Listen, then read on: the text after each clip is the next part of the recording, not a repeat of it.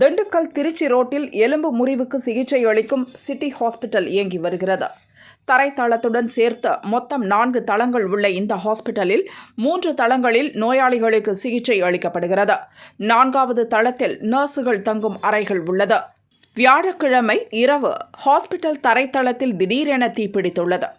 நுழைவு பகுதி முழுக்க தீ பரவி புகை மூட்டம் சூழ்ந்து கொண்டதால் நோயாளிகள் வெளியேற முடியாமல் உள்ளே சிக்கிக் கொண்டனர்.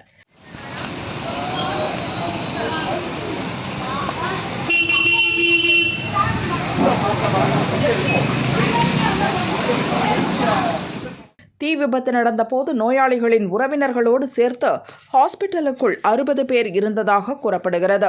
விபத்து நடந்த 15 நிமிடங்களுக்குள் தீயணைப்புத் துறையினர் ஸ்பாட்டுக்கு சென்றுவிட்டனர். அவர்களுடன் திண்டுக்கல்லில் முகாமிட்டிருந்த பேரிடர் மீட்பு படையினரும் இணைந்து மீட்பு பணியில் ஈடுபட்டனர். முன்பக்க கதவு முழுக்க தீப்பிடித்து எரிந்து கொண்டிருந்ததால் ஜன்னல் கண்ணாடிகளை உடைத்து மீட்பு குழுவினர் உள்ளே சென்றனர்.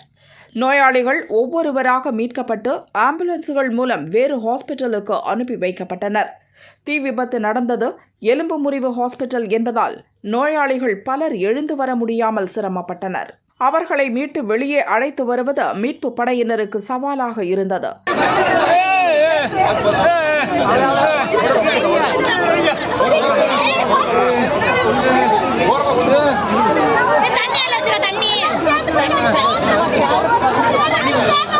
தீ விபத்து நடந்த நேரத்தில் மின் இணைப்பு துண்டிக்கப்பட்டது பெரிய அசம்பாவிதம் நடக்க காரணமானது.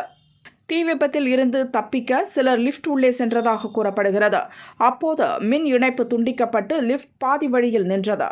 லிஃப்ட் முழுக்க புகை பரவி அதிலிருந்த 8 பேருக்கு மூச்சு திணறல் ஏற்பட்டுள்ளது.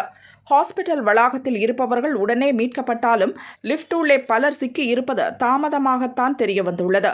கடைசி நேரத்தில் மீட்பு படையினருக்கு தகவல் சொல்லப்பட்டு லிஃப்டில் சிக்கியவர்கள் வெகுநேரம் கழித்து மீட்கப்பட்டனர். லிஃப்டில் இருந்த 8 பேரில் 6 பேர் சடலமாக கிடந்தனர்.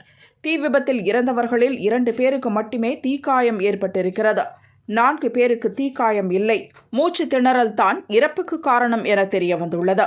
ஹாஸ்பிட்டலில் இருந்து மீட்கப்பட்ட 35 பேரில் 3 பேரின் நிலை கவலைக்கிடமாக உள்ளது. அவர்களுக்கு வெண்டிலேட்டரில் வைத்து சிகிச்சை அளிக்கப்பட்டு வருகிறது. விபத்து குறித்து திண்டுக்கல் போலீசார் விசாரணை நடத்தினர். தரைத்தளத்தில் பில் போடும் கம்ப்யூட்டருக்கு செல்லும் மின் இணைப்பில் கோளாறு ஏற்பட்டு முதலில் தீப்பிடித்துள்ளது. அதனைத் தொடர்ந்து UPS பேட்டரி வெடித்துள்ளது. அதிலிருந்து செல்லும் மின் இணைப்பில் தீ பரவி கூரையின் சீலிங்கில் பிடித்தது தெரியவந்துள்ளது.